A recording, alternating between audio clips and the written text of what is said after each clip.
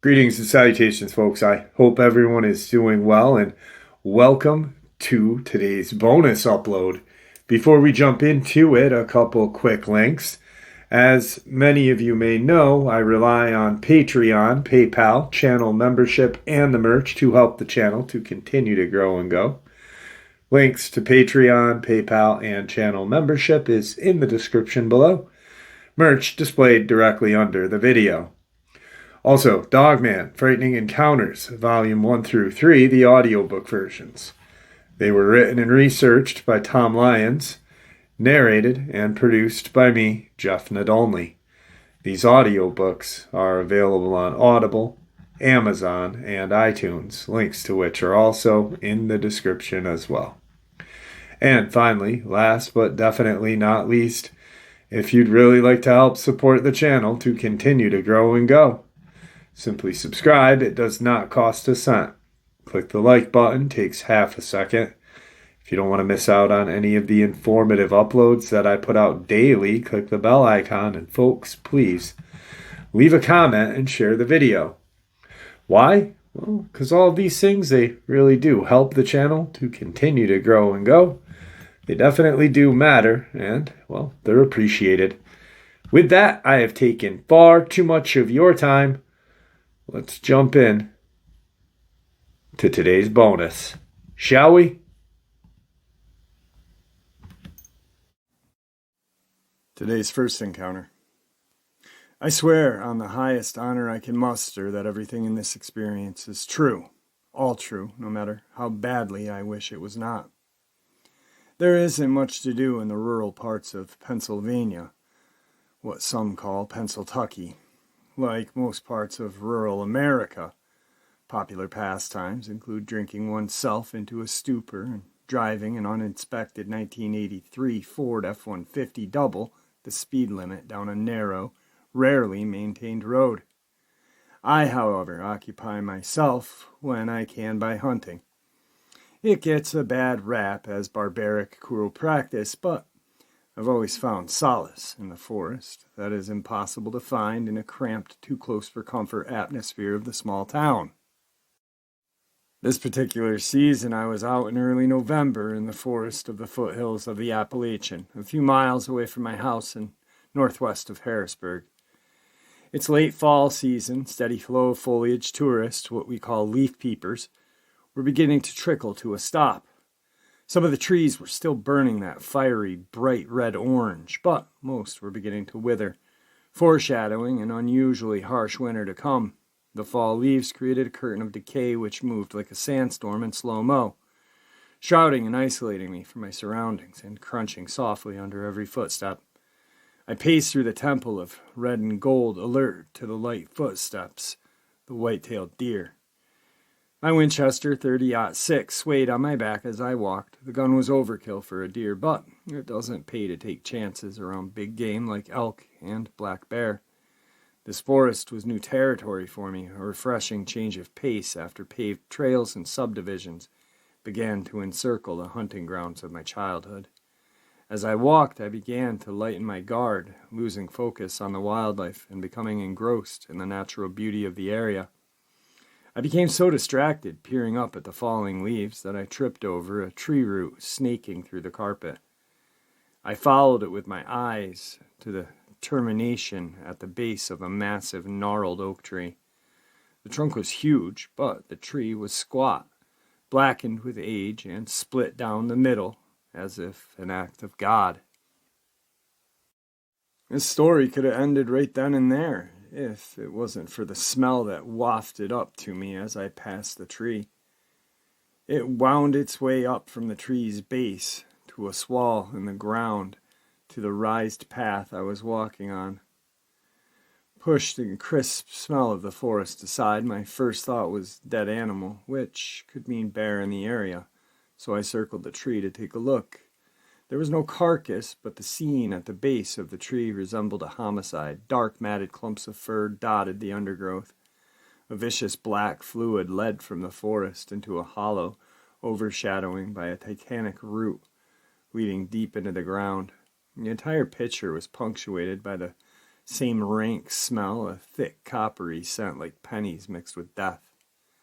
I'm not unused to the gritty, even downright disturbing scenes, but this scene made me retch involuntary, and the den unsettled me deeply, as though I had stumbled upon something no one should ever see. Shaken, I moved back onto the trail. Against my better judgment, resumed my search for the deer. The sun began to beat down overhead with all the clarity of a winter's day, shining and demanding light on the forest, and weakened my resolve. I just began to unpack my lunch when something began to bother me.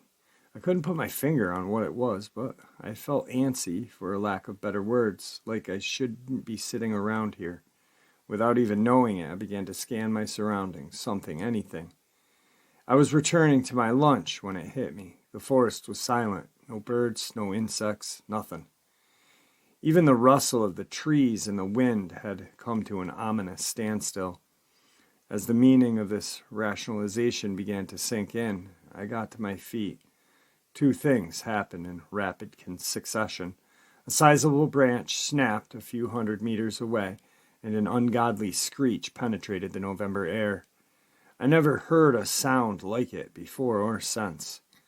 It was as if the earth itself split and hell opened up, just long enough to sum up the suffering of the damned in one ear-splitting roar.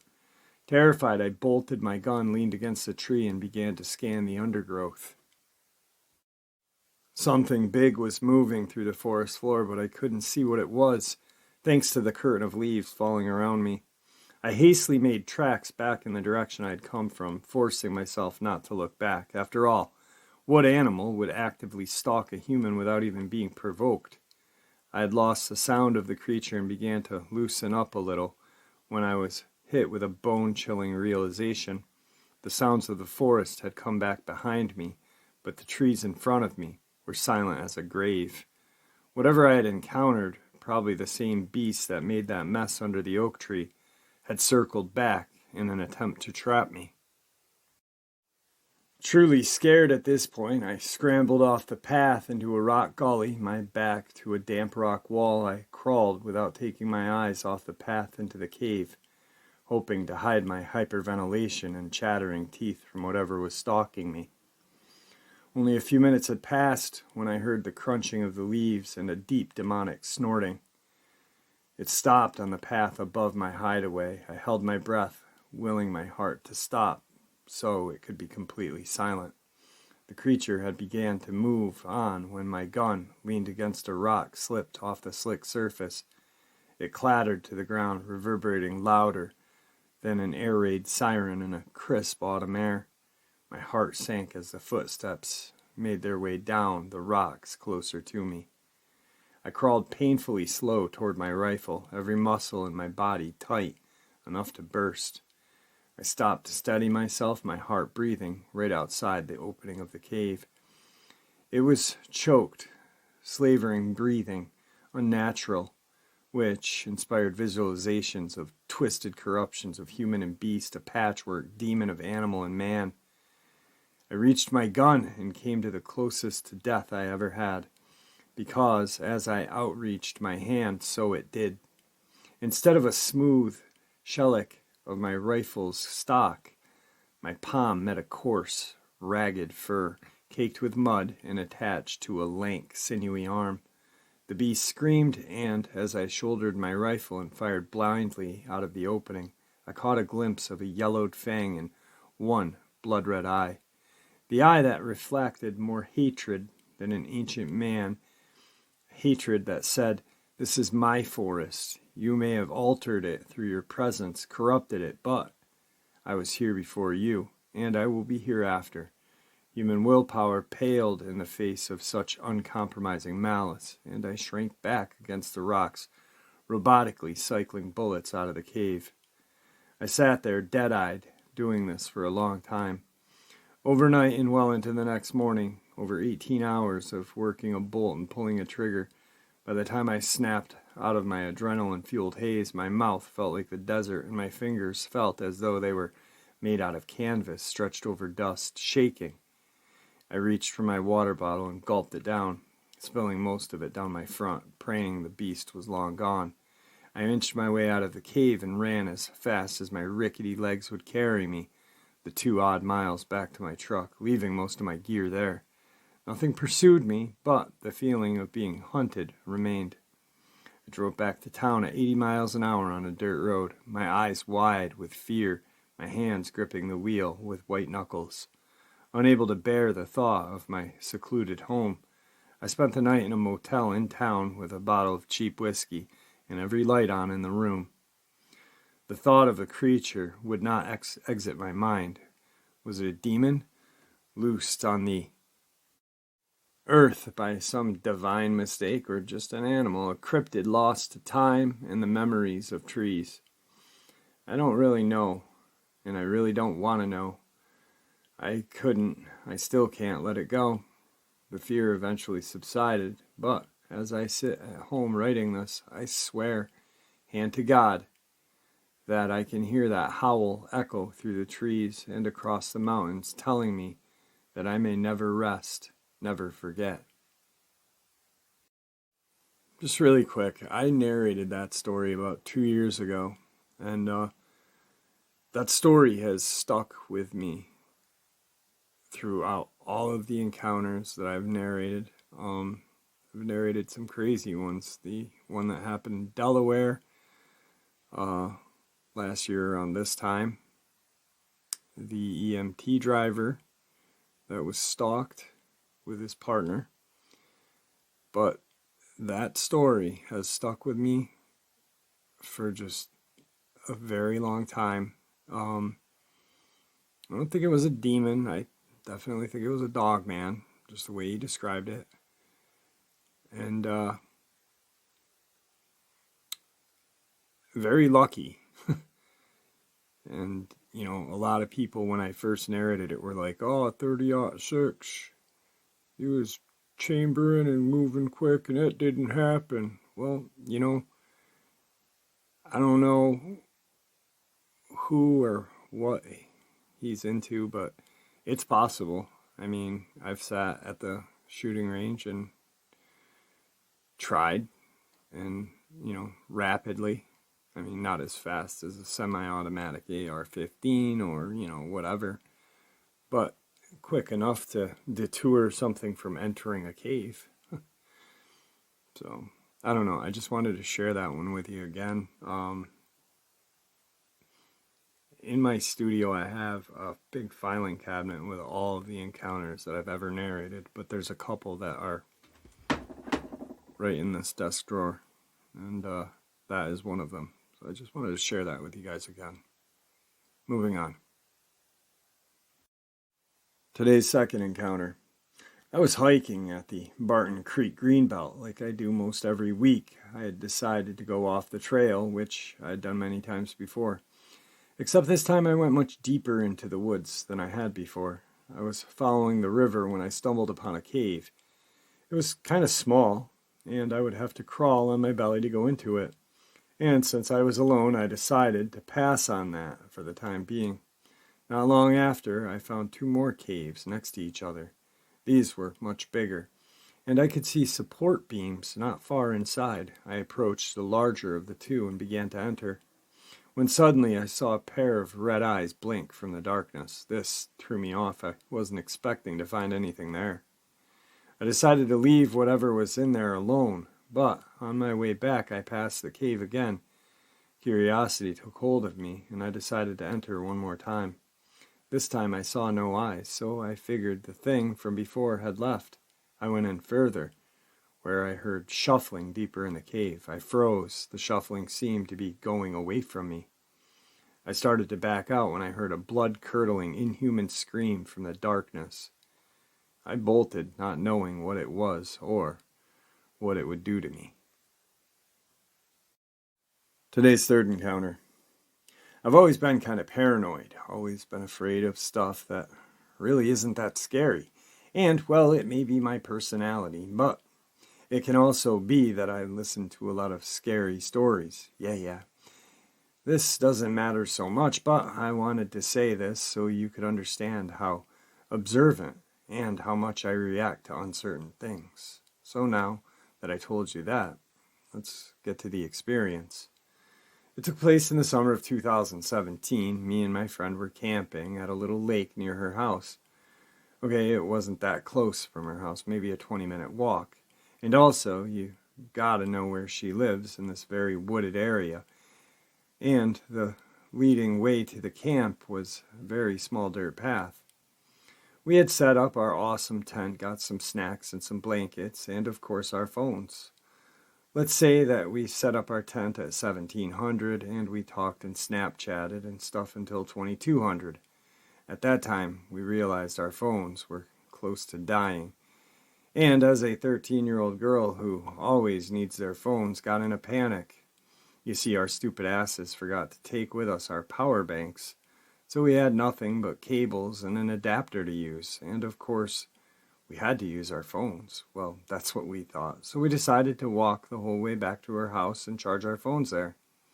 We got to her house safely, charged the phones, used the bathroom, took our power banks with us, and then went back. After our phones had charged for a while, we decided to walk back to camp. Now, this is where it gets weird. Me and my friend, we'll call her Amanda, we were walking on a normal path, but we both noticed something was different. There was a weird noise, and it sounded like a screaming animal. The animal screamed, then paused, then screamed again, then paused. Both me and Amanda were very creeped out by this. Something was off about it, though. Like it was on repeat. The scream sounded exactly the same at all times. And it had a weird screaming sound as well. We got so creeped out that we took out her phone and used it as a flashlight and held each other close and sang my favorite song, Good Loving by Benjamin and Grosso. When we had walked a little longer, we both noticed the sound got louder and louder. Now, as I'm about to shit myself, I just wanted to run back to camp or her house, but didn't know and didn't want to show my Sally side to Amanda. We passed the place where the sound was the loudest. It was like sound was right next to me.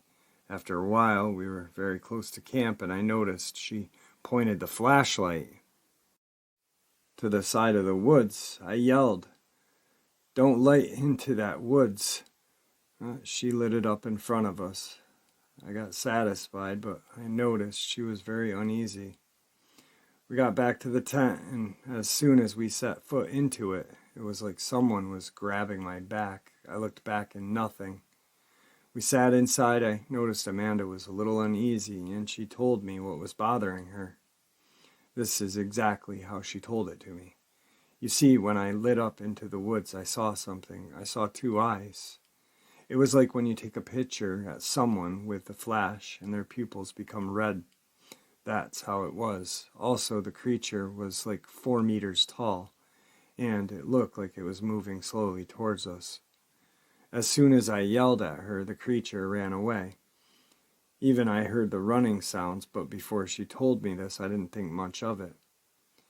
I don't know what to say. Am I paranoid and overthinking this? Should I do something? I've been reading about creatures and cryptids, and I'm not sure this was one. I don't know. Today's next encounter is just a little bit of Native American lore. So this story didn't happen to me, but I heard it many times when I was growing up. My grandparents owned 80 acres about 20 miles east of Snowflake, Arizona. They had moved to the land in the early 80s after my granddad had retired from the mine in San Manuel, Arizona. The land was pretty barren. I don't know why they chose to buy it. Red sand bluffs, dry wash cut across the landscape, dotted with juniper and cedar trees, and red sand everywhere. I suppose at the time the land was cheap. They didn't have close neighbors. The closest was about a mile away, which was my aunt and my uncle. The closest neighbor was a man named Stoddard. I never got his first name, just Stoddard. He lived about 4 miles from my grandparents at the base of one of the sandstone bluffs. He was an asshole rancher, from what my grandparents said. He thought that he owned everything and was entitled to do what he wanted. More than once, my granddad had caught Stoddard cutting my grandfather's barbed wire fence to let his cattle onto my granddad's property. to graze. Now, this area is full of ancient Anasazi Pueblo ruins. Most of them had been destroyed by ranchers with backhoes trying to find pots to sell. I'm sure Stoddard was one of them. So the story goes, one day after losing a calf, Stoddard stumbles upon a cave sealed with a giant slab of sandstone against one of the sides of the bluff. Curious about this, he used his backhoe to remove the boulder. After going inside, he discovers it's an Anasazi burial cave. I'm sure he was delighted. He starts taking things from the burial cave and selling them. Well, from that moment on, he had some pretty bad luck. First, he lost about $500,000 in the stock market. Then his cattle all got diseased and died. In financial ruins, he gets another blow. His wife gets diagnosed with an extremely rare disease and passes away. Then Stoddard gets thrown from his horse and loses his ability to walk. This all happens within a couple of years. He tells everyone he knows that he's cursed from that Anasazi burial ground. They laugh it off. Stoddard puts all the artifacts back that he still had and seals the cave back up with a boulder. He abandons all his belongings and leaves one night. This was in the late 80s. Fast forward a couple of years since Stoddard abandoned his ranch house, the land and house are bought by a man in California. He puts the ranch house up for rent. My aunt is pregnant with her first son and decides to move from San Manuel to Snowflake to be closer to his parents. Stoddard's house was fully furnished. My aunt and her husband moved in. He finds a job working nights at the local paper mill. It's very creepy out there at night. At first, it seems like a nice place. Creepy at night, but not too bad. Then, the weird stuff starts happening. My aunt starts hearing faint chanting and drums at night. She brushes it off. She had a hippie neighbor that lived about a mile away on the bluff, so she figured it must be them doing their hippie stuff. But she can't help feeling like someone or something was watching her all of the time. She starts having nightmares every night, but chalks it up to just being alone and hormones. She finally tells my grandpa about it, and he loans her his dog to keep her company at night. She drives the dog out there, and he refuses to get out of the truck. The hair on the back of his neck stands straight up, and he's growling. She gets freaked out, but figures he must have saw a rabbit or something, and hauls him into the house. The dog just stares at the door, growling. That night, he growls and barks all night. The drums and chanting are louder. The next morning, my aunt finds human bare feet around the house. So this goes on for about a week. The dog barks and growls at night, nightmares when she does sleep, footprints in the morning, chanting and drums keep getting louder. Finally, feeling like she's losing her mind, she asked my grandma to come over and stay the night with her. Grandma's more than happy. After finishing her chores, she heads over and plans on making a nice meal for my aunt. This is late afternoon. My aunt lays down for a nap comfortably now that my grandma is there. Grandma decides to take a little walk at the base of the bluff. My grandma's a very religious person. Now, my grandmother is a very religious person. She's very active in church and devoted her life to Jesus Christ. As she goes on her little walk, she likes to look for pottery shards and arrowheads. A little ways from the house, she gets a very unnerving feeling that something is watching her. She said it made her skin crawl. She could do something evil, so my grandma prays and walks back to the house pleading the blood of Christ. She decides not to say anything to my aunt, who is awake because she's already frightened. She tells my aunt maybe it's a better idea to stay at her house tonight. My aunt agrees. By the time my aunt gets her stuff together, the sun is about to set behind the bluff. Grandma, my aunt, and the dog all loaded up in the pickup. Grandma turns the key and nothing. She tries again, nothing. Not being very mechanically inclined, Grandma goes into the house and calls my grandpa, but he doesn't answer. She remembers he was going into town. Dang. They unload it and go back into the house and wait for Grandpa to get home. It's night now, no moon, pitch black. The dogs began to growl. The sounds of chanting and the drums begin, faint at first, but growing louder. My grandma begins to pray in between calling Grandpa. Remember, this is the time before cell phones. They hear something howl outside, not a coyote howl, something more ominous and terrifying. Something was moving just beyond the reach of the porch light. Both women are beyond terrified at this point. Finally, after turbo dialing Grandpa, he finally answers. My grandma's frantic.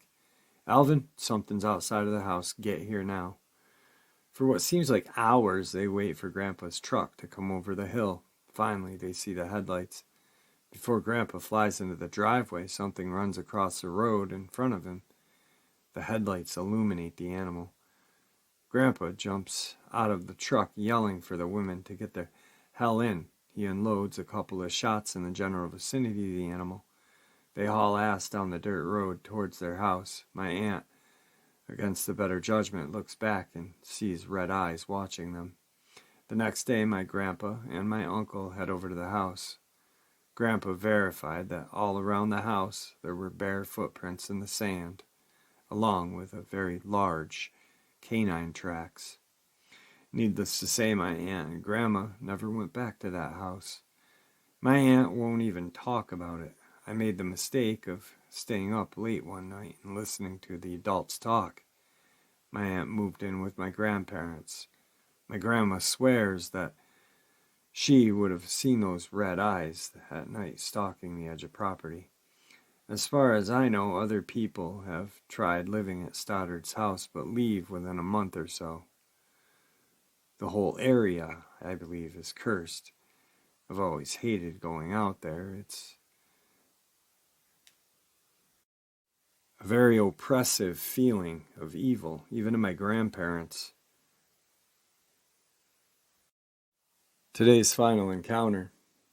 I'll preface this long story by saying that I've spent a lot of time with Native Americans and their culture history is really important to me.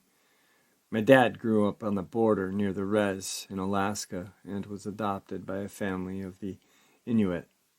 And I spent a good amount of time with a friend who is Lakota. At the time of this incident, a friend and I were leaving Standing Rock, North Dakota after being there for about 6 weeks to drive home to Texas. We, for some reason, decided to go and see Mount Rushmore on our way back. And after being at Standing Rock for so long, we were very sour taste in our mouth, seeing American president's face carved into the mountains that were straight up stolen from the natives. So my friend decides that we're going to go to Wounded Knee. It's a few hours out of the way, but it's really important. Side note, it's about 11 at night at this point, but screw it. I was planning to drive straight through to Texas anyway. We should go and pay our respects, especially after being at Rushmore. Fast forward, GPS takes us straight to the main part, the gravestones and the monument, plus a bunch of descriptive signs. I've never believed in ghosts, spirits, or any of that hoopla, but as soon as we parked, I was seized with a terrible fear. Can't move, refuse to get out of the car, struggling not to have a panic attack. Get the F out of here kind of fear. My friend gets out of the car and goes to read the memorials. I sit in the car, literally paralyzed with fear and terror. I look out the window and see 2 giant black dogs with red eyes. They're looking directly at me. All I could feel was this oppressive feeling that was almost a thought, that we do not belong here, and the word leave. We maintain eye contact as I literally start to shake and feel the most horrible feeling of sense of dread I've ever felt. Also, for the record, I'm a really tough lady. It takes a lot for me to get ruffled. I lay on the horn, and once my friend returns to the car, I tell her we need to get the hell out of here and now. I don't tell her what's going on. I just type Texas into the GPS with shaking hands and start to drive. Following the instructions, I leave, taking a bunch of turns, the roads I don't remember from the way in. And after about 5 minutes, we ended up right back at the exact same place at Wounded Knee that we were just at. Right then, feeling legitimate, actual terror and trying not to lose my shit, I tell my friend what's going on. She happened to be a stupid hippie who believes in shit like spirits and crystals and whatever, and she took me seriously. She pulls out her phone. GPS did the same thing to her. All I feel is dread, and I can't see those eyes. Out of my head, I decided to trust my hound dog senses at this point and just drive as far away as I can. My friend insists we throw off all the jewelry that we're wearing, and I drove in a clammy terror for at least an hour before I felt okay to speak. I still don't know exactly what we saw or what happened, but it still unnerves me. I still get goosebumps just thinking about it. And there you have it, folks. I hope you all enjoyed this bonus as much as I enjoyed sharing it with you. I'd like to thank you all for supporting the channel. It is, after all, your support that helps this channel to continue to grow and go, and what gives us all a place and a chance to share our experiences and theories judgment-free. Everyone is simply treated with the respect that we deserve. Please, everyone, stay safe, happy, healthy, and ever vigilant, keeping an eye on our children, pets, family, and our friends. These creatures are real. These events have happened. Share this information with those you love and care about, and it may just help save their lives someday. Until next time, never stop asking questions, never stop searching for the truth, and God bless you all.